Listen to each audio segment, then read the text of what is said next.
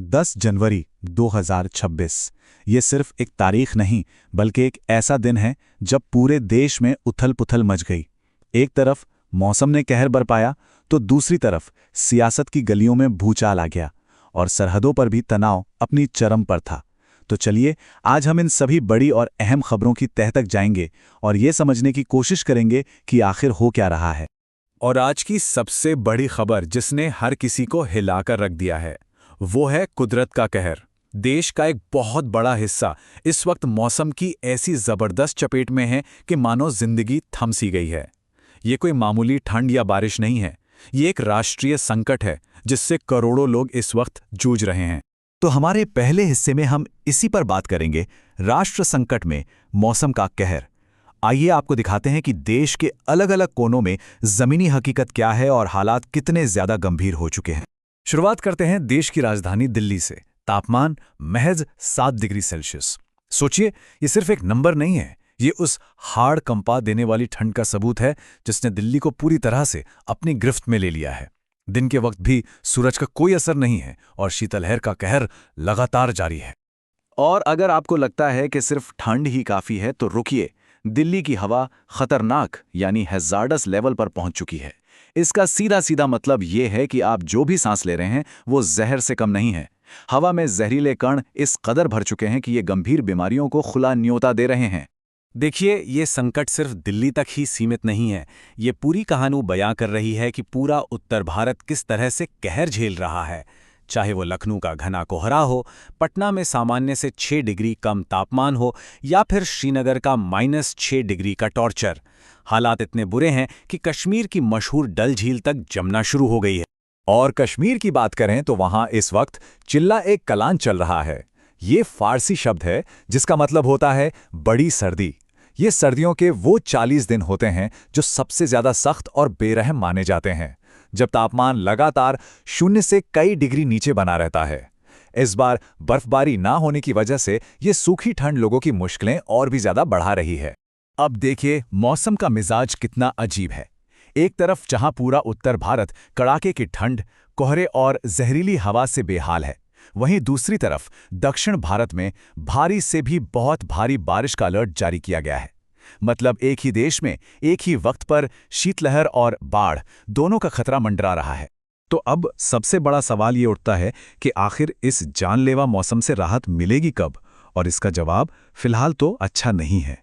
मौसम विभाग का साफ कहना है कि 12 से 15 जनवरी तक हालात में कोई खास सुधार की उम्मीद नहीं है। तो एक तरफ देश मौसम की मार झेल रहा है, लेकिन दूसरी तरफ सियासत की दुनिया में भी जबरदस्त हलचल है। आखिर वहां क्या चल रहा है?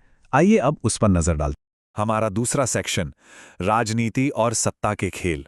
आज देश के सियासी गलियारों में क्या कुछ हुआ जिसने सुर्खियां बटोरी। आज राजधानी दिल्ली में एक साथ 4 बड़ी सियासी गतिविधियां हुईं। एक तरफ वित्त मंत्री निर्मला सीतारमण आने वाले बजट को लेकर राज्यों के साथ बैठक कर रही थीं, तो दूसरी तरफ ममता बनर्जी और अखिलेश यादव ने एक सरकारी प्रक्रिया पर सवाल उठाकर नया सियासी तूफान खड़ा कर दिया। और इसी बीच राष्ट्रीय सुरक्षा सलाहकार अजीत डोभाल ने आज के जमाने की जंग को लेकर एक बहुत बड़ा बयान दिया। ये SIR नहीं, ये NRC है। समाजवादी पार्टी के अध्यक्ष अखिलेश यादव का ये बयान आज की सबसे बड़ी राजनीतिक बहस की वजह बन गया है। आपको बता दें कि SIR यानी special intensive revision voter list को अपडेट करने की एक प्रक्रिया है, लेकिन विपक्ष का सीधा आरोप है कि इस प्रक्रिया की आड़ में सरकार नागरिकों की गिनती करवा रही है, जो बिल्कुल NRC जैसा ही है। और वहीं दूसरी तरफ उत्तर प्रदेश के मुख्यमंत्री योगी आदित्यनाथ का ये बयान आया, अगर बटे तो बांग्लादेश जैसा हाल होगा। प्रयागराज में दिया गया यह बयान देश में राष्ट्रीय एकता और धर्म के नाम पर बंटवारे की जो बहस चल रही है उसे और भी ज्यादा तेज कर रहा है। इस पूरी सियासी गहमा-गहमी के बीच प्रधानमंत्री नरेंद्र मोदी आज गुजरात में थे। उन्होंने सोमनाथ मंदिर में पूजा अर्चना की और मंदिर ट्रस्ट की बैठक की अध्यक्षता भी की। ये दौरा एक ऐसे वक्त पर हुआ है जब देश में राष्ट्रीय पहचान को लेकर एक बड़ी बहस छिड़ी हुई है, इसलिए इसके सियासी मायने भी निकाले जा रहे हैं।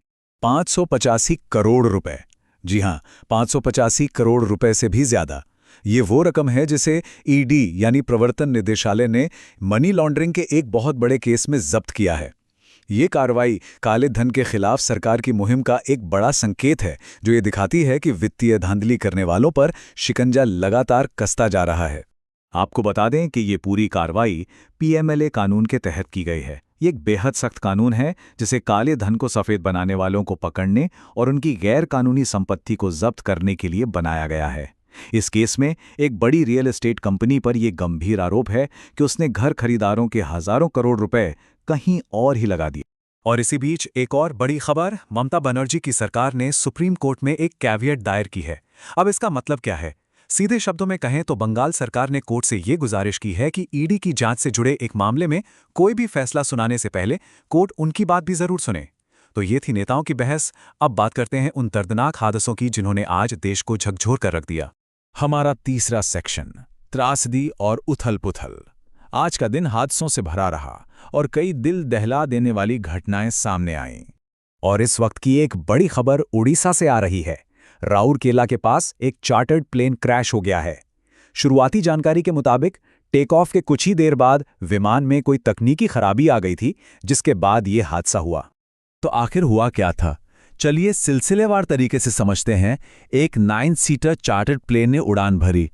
कुछ ही देर में पायलट ने तकनीकी खराबी की सूचना दी। पायलट ने सूझबूझ दिखाते हुए इमरजेंसी लैंडिंग की कोशिश की, लेकिन विमान एयर स्ट्रिप से 9 किलोमीटर पहले ही क्रैश हो गया। और फिर जो हुआ वो किसी चमत्कार से कम नहीं था। विमान में सवार सभी 6 यात्री पूरी तरह सुरक्षित बच गए, हालांकि पायलट को गंभीर चोटें आई हैं। लेकिन आज देश के अलग अलग कोनों से और भी दिल दहलाने वाली खबरें आईं। मुंबई में फ्रिज में धमाका होने से लगी आग में एक ही परिवार के 3 लोगों की दर्दनाक मौत हो गई। दिल्ली में एक महिला की गोली मारकर बेरहमी से हत्या कर दी गई।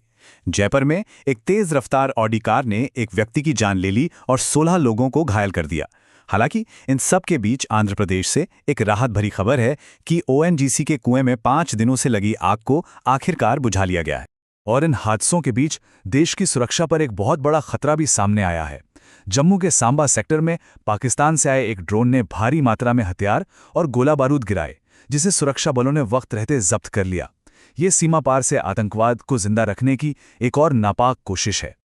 और ये घटना राष्ट्रीय सुरक्षा सलाहकार अजीत डोभाल के उस बयान को सच साबित करती है जिसमें उन्होंने कहा था, आज की लड़ाइयां जमीन पर कम और किसी देश का मनोबल तोड़ने के लिए ज्यादा लड़ी जाती हैं। ड्रोन से हथियार भेजना उसी मनोवैज्ञानिक युद्ध का एक हिस्सा है। लेकिन खतरे सिर्फ हमारी सरहदों पर ही नहीं है, पूरी दुनिया में इस वक्त तनाव का माहौल है। आइए देखते हैं। अब रुक करते हैं अंतर्राष्ट्रीय खबरों का हमारे चौथे सेक्शन में, द वर्ल्ड टुनाइट। देखते हैं कि दुनिया के किस कोने में आज क्या हुआ। इस वक्त ईरान जल रहा है। 100 से भी ज्यादा शहरों में हजारों लाखों लोग मौजूदा सरकार के खिलाफ सड़कों पर उतर आए हैं। ये विरोध प्रदर्शन ईरान के हाल के इतिहास के सबसे बड़े प्रदर्शनों में से एक बन गया है, जिसने वहां की कट्टरपंथी सरकार की नींव हिलाकर रखती है। और ईरान के इन प्रदर्शनों पर अब पूरी दुनिया की नज़र है। कनाडा, जर्मनी, यूके और अमेरिका समेत कई बड़े देश प्रदर्शनकारियों के समर्थन में खुलकर सामने आ गए हैं। ये बढ़ता हुआ अंतर्राष्ट्रीय दबाव ईरानी सरकार के लिए एक बहुत बड़ी चुनौती बनता जा रहा है। और अब एक बयान जिसने सबको चौंका दिया है। अमेरिका के पूर्व राष्ट्रपति डोनाल्ड ट्रंप ने दावा किया है कि नोबेल शांति पुरस्कार के असली हकदार कोई और नहीं बल्कि वो खुद हैं। यही नहीं, उन्होंने ये भी दावा किया कि उन्होंने ही भारत और पाकिस्तान के बीच एक परमाणु युद्ध होने से रोका था। अब एक दिल दहला देने वाली खबर हमारे पड़ोसी देश बांग्लादेश से। वहां जॉय महापात्रा नाम के एक हिंदू युवक की पीट कर बेरहमी से हत्या कर दी गई। यह घटना बांग्लादेश में अल्पसंख्यकों की सुरक्षा को लेकर एक बार फिर से गंभीर सवाल खड़े कर रही है। अब इन गंभीर खबरों से जरा हटकर देखते हैं कि आज इंटरनेट और सोशल मीडिया पर क्या छाया रहा। हमारा 5वां और आखिरी सेक्शन, हेडलाइंस से परे। आज वो कौन सी कहानियां थीं जिन्होंने लोगों का ध्यान खींचा और नई बहसों को जन्म दिया। मैं आपसे एक सवाल पूछता हूं, अगर आपके पास सिर्फ एक रात के लिए 22 लाख रुपए हों तो आप उनका क्या करेंगे?